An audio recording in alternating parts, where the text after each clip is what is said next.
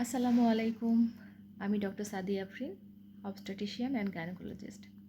আজকে আমরা কথা বলবো প্রেগনেন্সির সেকেন্ড ট্রাইমেস্টার নিয়ে, যেটা সাধারণত 4 মাস থেকে 6 মাসের একটা ডিউরেশন থাকে। এই প্রেগনেন্সির পুরো জার্নিতে এই যে সময়টুকু থাকে, এই সময়টুকু থাকে সবথেকে স্বস্তির এবং মায়েদের জন্য সবথেকে সুখকর একটি সময়। কারণ এই সময় খাবারের রুচি ফিরে আসে, আগের যে বমি বমি ভাব লাগার যে একটা ব্যাপার ছিল সেটা কমে আসে এবং সবাই খেতে পারে। তো যেহেতু এই সময় খাবারের রুচিটা ফিরে আসে, তাই খাদ্যাভ্যাসে আপনাদের কিছু পরিবর্তন নিয়ে আসা উচিত। আপনাদের উচিত এই সময় বেশি বেশি খাওয়া। আপনাদের খাদ্যের তালিকায় দুধ, ডিম, ফলমূল, শাকসবজি, মাছ, মাংস, বেশি বেশি জুস, পানি, এগুলো বেশি পরিমাণে আপনাদেরকে তালিকায় রাখা উচিত। আপনারা ডাবল পরিমাণ খাবেন, কারণ আপনি কিন্তু একা নন, আপনার সাথে আরও একজন আছে। এই সময়তে মোটা হয়ে যাচ্ছি, ওজন বেড়ে যাচ্ছে, আমার ফিগার নষ্ট হয়ে যাচ্ছে, আমার সৌন্দর্য নষ্ট হয়ে যাচ্ছে, এইগুলো ভাবার কোনোই প্রয়োজনীয়তা নেই। কারণ আপনি কিন্তু এখন একা নন, আপনার সাথে রয়েছে আরও একজন। তো আপনাকে তার দিকটাও চিন্তা করতে হবে। আর সবথেকে ইম্পর্ট্যান্ট যেটা, এই সময় ঘুমটা খুব বেশি ইম্পর্ট্যান্ট। আপনাদেরকে রাতের বেলা 8 ঘন্টা ঘুমাতে হবে এবং দিনে যে কোনো একটা পর্শনে আপনাদেরকে 2 ঘন্টা ঘুমাতে হবে। তাহলে total 10 hours sleep is very important in this segment. এরপরে আপনাদের যে প্রশ্নটা আসে যে যাতায়াত, আমরা জার্নি করতে পারবো কি না।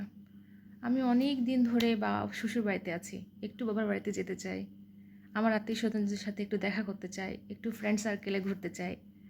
এই জিনিসগুলো আপনারা এসে বলেন আর কি, কোয়ারি করেন। তো আপনাদের জন্য বলছি, খুশি হয়ে যান, এই সময় আপনারা জার্নি করতে পারবেন।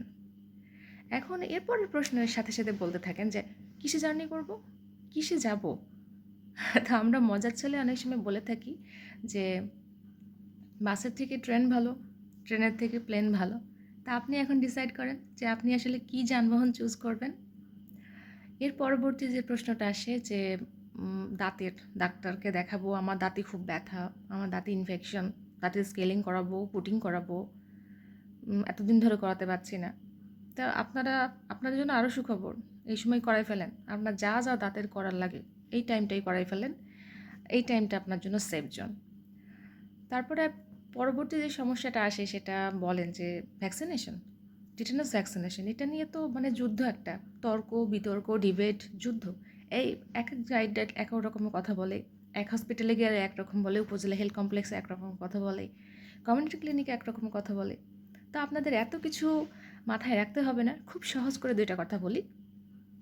আপনার 5টা কমপ্লিট আছে প্রেগনেন্সির আগেই, ভ্যাকসিনেশন 5টায় কমপ্লিট করা আছে, ইউ আর কমপ্লিট। তাহলে আপনি আগামী 5 বছরের মধ্যে যদি প্রেগনেন্ট হন কমপ্লিট করার পরে, আপনাকে কোনো ভ্যাকসিনেশন দেওয়ার প্রয়োজনীয়তা নেই। যদি 5 বছর পার হয়ে যায়, সেই ক্ষেত্রে আপনি একটা বুস্টার দিয়ে নেবেন 7 মাসে। সেকেন্ড যে গ্রুপটা আসে সেটা হচ্ছে যে আমার ভ্যাকসিনেশন কমপ্লিট নেই, 4 নম্বরটা দিয়েছি 1 মাস আগে। অ্যাকচুয়ালি আপনার তো 5টা কমপ্লিট নাই, আপনি 1 মাস আগে দেন বা কয় মাস আগে দেন সেটা ফ্যাক্ট না। ইউ আর ইনকমপ্লিট, আপনার 5টা দেওয়া নেই মানে আপনি ইনকমপ্লিট, আপনাকে 2টা দিতে হবে। একটা আপনাকে 6 মাসে দেন আর একটা তার 1 মাস পরে দিয়ে দেন। শেষ কথা, actually last but not the least, শেষ কথা হলো এটা যে সেকেন্ড ট্রাইমেস্টার অনেকটাই কম ঝুঁকিপূর্ণ একটা পিরিয়ড, বাট ইমার্জেন্সি যে কোনো সময়তেই আসতে পারে। তো আপনাদেরকে ইমার্জেন্সি মুহূর্তের জন্য রেডি থাকতে হবে উইথ ইওর পেশেন্ট ফাইল। আর একটা কথা বলি যে ডাক্তারের পরামর্শ ছাড়া কোনো ধরনের ওষুধ সেবন করা আসলেই উচিত নয়, কোনো ট্রাইমেস্টারেই উচিত নয়। আর আপনি মা হচ্ছেন, মা হওয়া আসলে এত সহজ কথা নয়। এখানে কিছু কষ্ট, কিছু চিন্তা, কিছু অস্বস্তি, কিছু বিরক্তিকর সিচুয়েশন, এগুলো থাকবে। এগুলোকে পরেই আপনি পাবেন এক বিশাল উপহার, এটাই আপনাদের আসল শান্তি। তো আপনাদের এখন যেটা করতে হবে সেটা হচ্ছে 3য় ট্রাইমেস্টারের ভিডিওর জন্য অপেক্ষা করতে হবে। তো আপনাদের সকলের শুভকামনা করি, আর সকলের জন্য থাকছে অসংখ্য ভালোবাসা।